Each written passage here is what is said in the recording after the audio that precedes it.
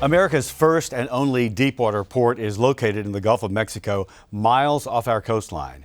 Louisiana Offshore Oil Port, or LOOP for short, is designed for unloading crude oil cargoes from some of the world's biggest tankers. That added capacity has gained worldwide acclaim for the port with super tanker exports. If you head out far beyond our fragile coastline, 18 miles south of Port Fourchon, you'll come to the largest privately owned crude terminal in the U.S. And now, the Louisiana Offshore Oil Port, or LOOP, has become a major international player in the export of crude. David Dismukes, an industry analyst and executive director at LSU's Center for Energy Studies, says the factors putting LOOP into such rare air are basically twofold. The primary reason happened 4 years ago, when the 40-year ban on crude exports ended.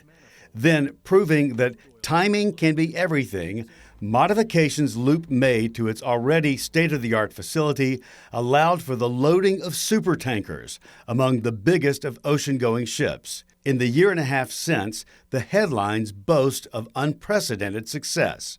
From Bloomberg, port ships most oil ever on supertankers.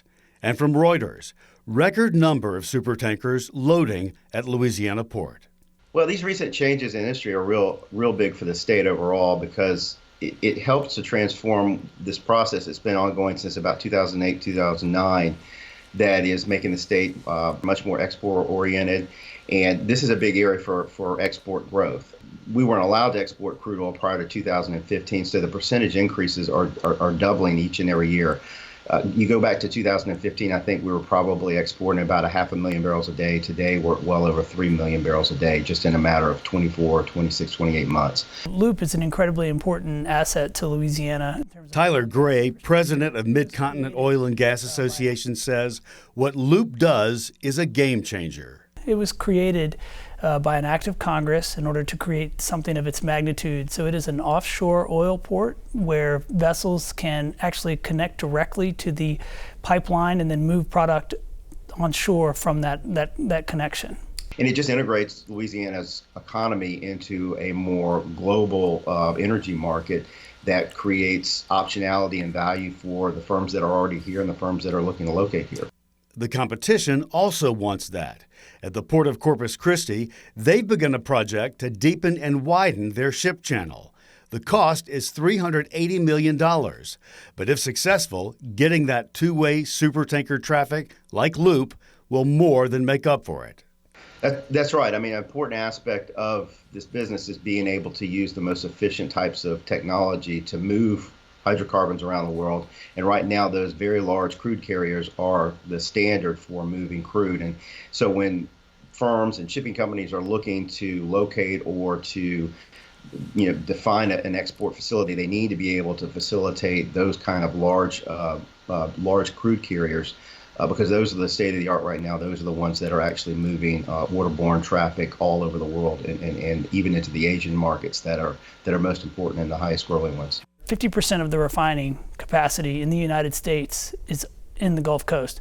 And so product typically moves from the west to the east. It doesn't go the other direction. So a lot of that product is coming this way. And by having the LOOP oil port connected to Louisiana, you make Louisiana the point in which it's introduced to the world market, not just the Gulf Coast, but you have a great opportunity to connect between North Dakota, Montana, New Mexico, and Texas. And it's all being exported from that facility. I mean, I think that one of the best things about Louisiana is that we actually have a sophisticated economy when it comes to the maritime space. We've been doing it for a long time.